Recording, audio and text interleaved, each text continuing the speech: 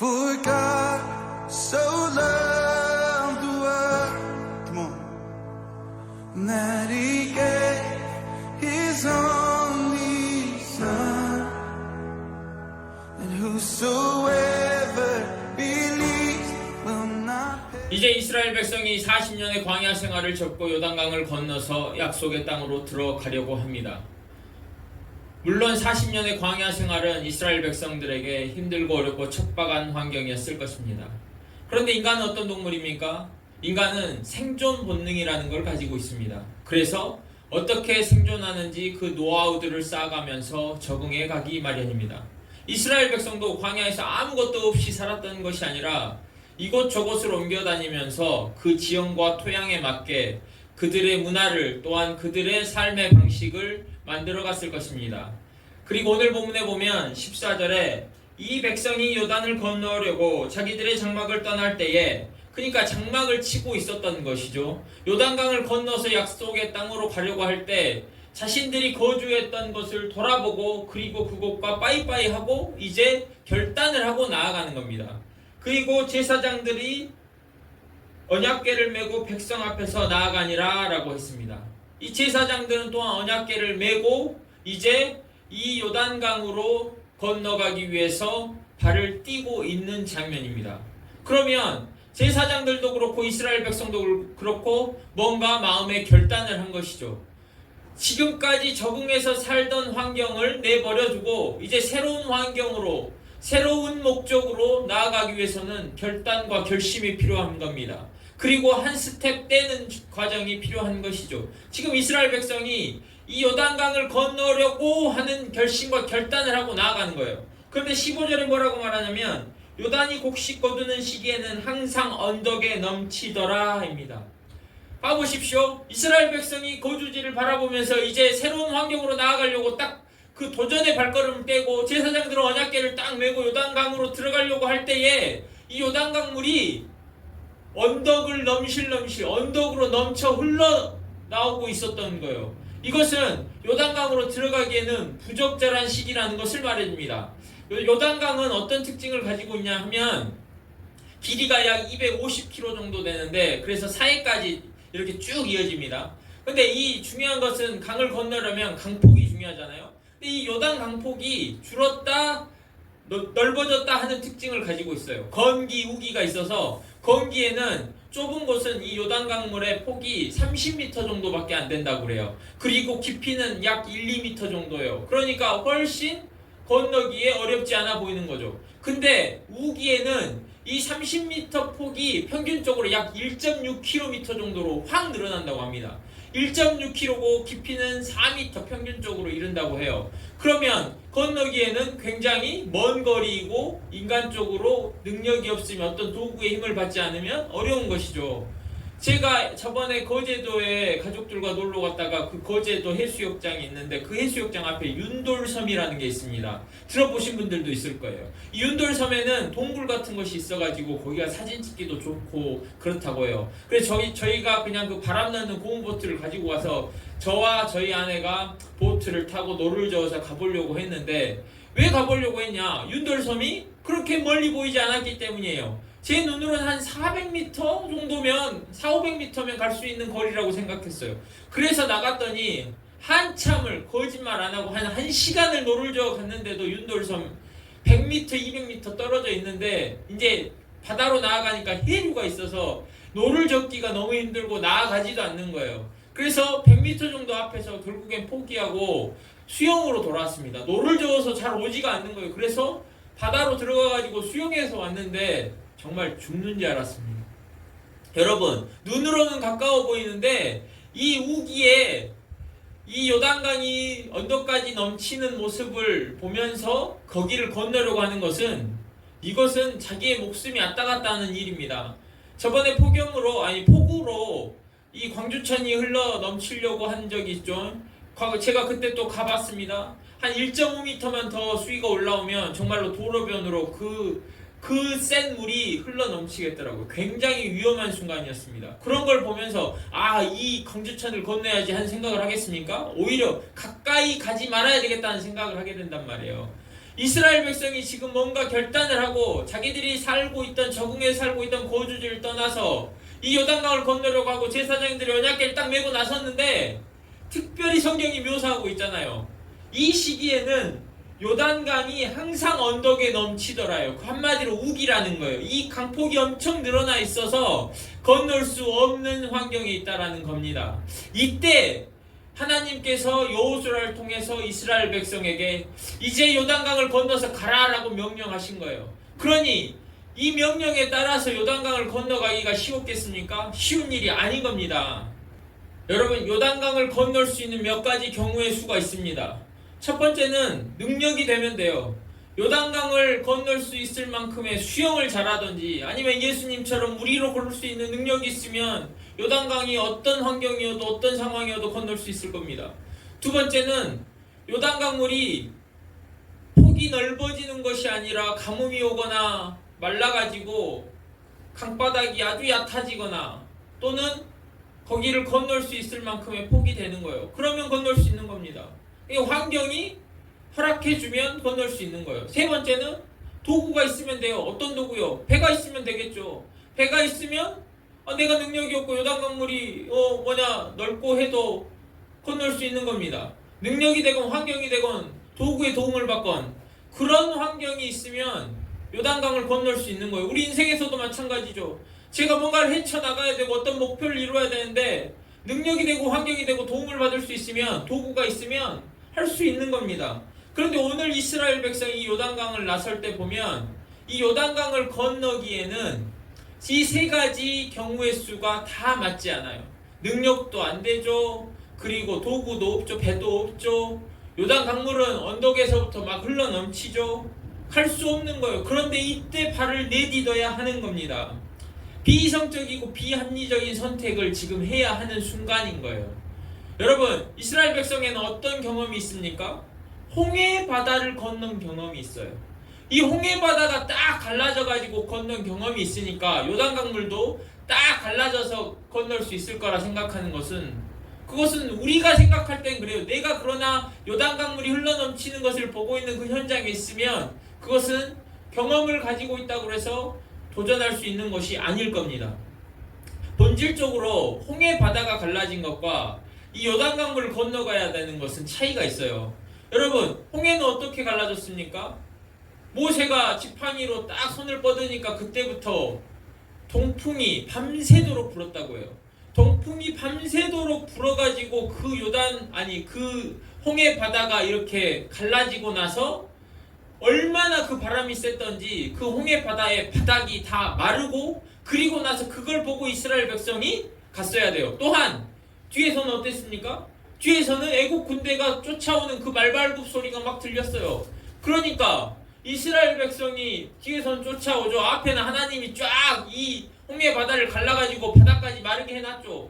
들어가지 않을 수 없는 선택의 여지가 없이 그냥 이 홍해 바다로 들어섰어야 돼요. 그것과 지금 이 요단강은 갈라져 있지도 않았고 뒤에서 적이 쫓아오는 것도 아니에요. 제가 처음에 설명했던 것처럼 이미 이스라엘 백성은 자신들의 장막을 치고 이 광야 생활에 베테랑이 돼 있었을 겁니다. 그러면 어떤 생각을 하겠어요? 꼭 지금 건너야 되나? 꼭 지금 가야 하는 생각을 하겠어요? 안 하겠어요?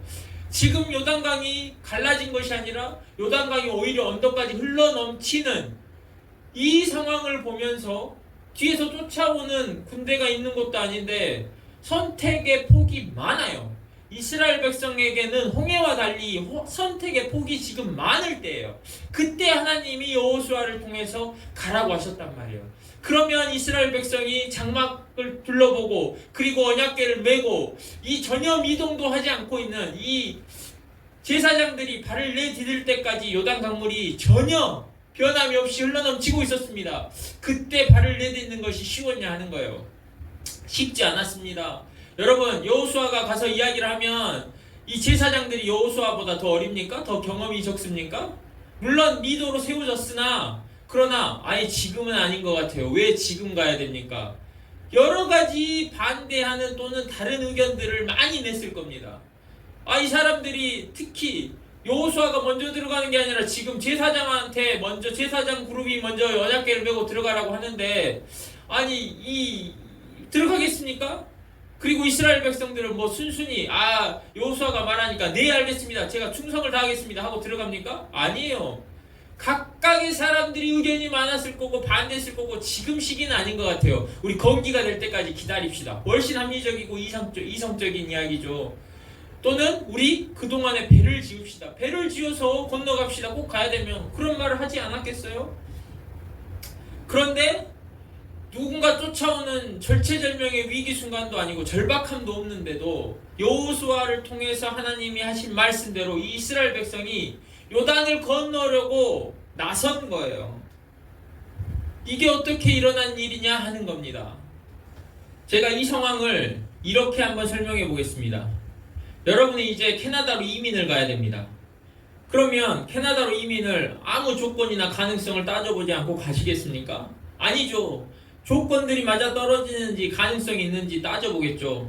어떤 조건들이 있냐면 캐나다를 가려면 재정적 풍족함이 있어야 돼요. 어느 정도는 재정적으로 넉넉함을 가지고 있어야 돼요. 예전에는 한 5억 정도 있으면 이민을 받아줬다 그래요. 아무것도 없는데 캐나다에서 이민을 받아줍니까? 가서 고생만 하는 거고 가기도 어렵습니다. 두 번째는 언어가 돼야 돼요.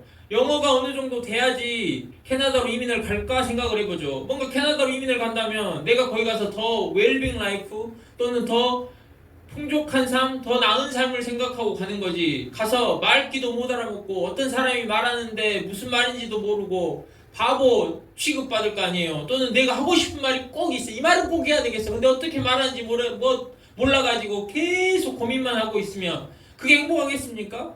그런 조건들이 맞아떨어져야 돼요. 또는 뭐 친척이 있다거나 가족이 있다거나 누가 나를 직장에서 뭐 초청을 한다거나 이런 환경이 돼야 되죠. 또는 나는 한국 생활이 이제 지긋지긋하고 싫고 나는 캐나다를 엄청 동경하는 사람이에요. 그러면 캐나다 이민을 가려고 어떻게 해보겠죠. 그런데 나는 캐나다 별로 좋아하지도 않고 한국 생활이 너무 좋아요. 한국 생활에 만족하고 있어. 그리고 여기에 가족들도 다 있고 나는 영어도 못하고 그런 상황이면 안 가겠죠. 이런 상황인데도 여러분 간다고 결정하시겠습니까? 아니에요. 모든 조건들이 안 가는 것이 훨씬 합리적이고 맞다라고 이야기할 겁니다. 그런데 이거보다 더 어려운 것은 그렇게 판단하고 있는 가야 될 조건들이 다 맞지 않아, 이민은 가지 않아 이렇게 생각하고 있는 여러분을 제가 설득해야 돼요. 가야 된다라고 제가 설득하는 것이 쉽겠습니까? 여러분들에게 가서 그래도 캐나다 이미 이러니까 가야 됩니다 하면 여러분들이 쉽게 설득당하겠습니까? 여러 가지 조건들이 틀린데 오늘 여호수아가 이 요단강을 건널 때 그냥 백성들이 다 따라 나섰을 것 같죠. 제사장이 그냥 간다고 하니까는 언약궤를 딱 들쳐매고 갑시다 하고 거기에 발을 담궜을 것 같죠. 그렇지 않아요. 이스라엘 백성들이 이미 자신들의 이 정착한 곳에서 떠나지 않으려고 했을 겁니다. 특히나 이 요단강물이 넘실대고 언덕을 넘어서는 그 우기에는 더더욱 나가려고 하지 않았을 거예요. 제사장들이 경험이 많고 아는 것도 많은데 이 여호수아가 말한다고 그래서 언약궤를 메고 들어갔을 것 같아요? 그러면 이번에 기도하십시오. 오히려 여호수아에게 이 모세가 했던 것처럼 지금 여호수아가 두 번째 리더잖아요. 그 모세가 했던 것처럼 지팡이를 딱 뻗어가지고 홍해가 갈라지게 하는 것처럼 먼저 요단강물을 갈라지게 하십시오 라는 기대를 했을 거예요. 이 여호수아가 지금 건너야 된다고 하는데 오히려 이 요단강물이 넘실대면 그거 아니잖아요. 왜? 홍해 때는 이 동풍이 불면서 홍해가 갈라졌으니까 그렇게 하길 기대했겠죠. 순순히 나설 사람들이 아닙니다. 그런데 이 여호수아는 하나님이 여호수아에게 말했으니까 제사장 그룹에게 가서 요단강을 건너야 됩니다 라고 설득하고 그리고 이스라엘 백성들에게 가서 장막을 이제 떠나야 될 때입니다. 이 요단강을 건너서 약속의 땅으로 가야 됩니다 를 말해야 됐단 말이에요. 그러면 이것은 여호수아에게는 리더십의 위기예요. 문제가 될 수도 있어요. 쉽지 않은 일이에요. 정말로 여호수아가 이들을 설득하고 나가려면 뭔가가 있었어야 돼요. 쉬운 일이 아니었다니까요. 어떻게 여호수아는 이들을 설득했고 어떻게 오늘 14절에 이스라엘 백성이 요단을 건너려고 자기들의 장막을 떠나고 제사장들은 언약궤를 메고 백성 앞으로 나아갈 수 있었냐 하는 거예요. 오늘 본문에 기록되어지지 않은 과정, 장면이 하나 있습니다. 그 장면이 있기 때문에 여호수아가 이스라엘 백성과 제사장들에게 가서 요단강을 건너가야 된다고 설득하게 돼요. 그리고 그 장면 때문에 이 이스라엘 백성과 제사장들이 장막을 떠나고 언약궤를 어깨에 메고 요단강으로 한 걸음씩 걸어가게 됩니다. 그 장면이 무엇이냐면 바로 하나님만 신뢰한다는 신앙의 고백이에요. 요단강 앞에서 이 여호수아와 이스라엘 백성 그리고 제사장들이 지금 요단강으로 들어가면 목숨이 왔다 갔다 하는 거예요. 누가 시킨다고 할 수 있는 게 아니라 결국에는 하나님만 신뢰합니다라는 자신들의 신앙의 고백을 했기 때문에 이 장면이 나오게 되는 거예요.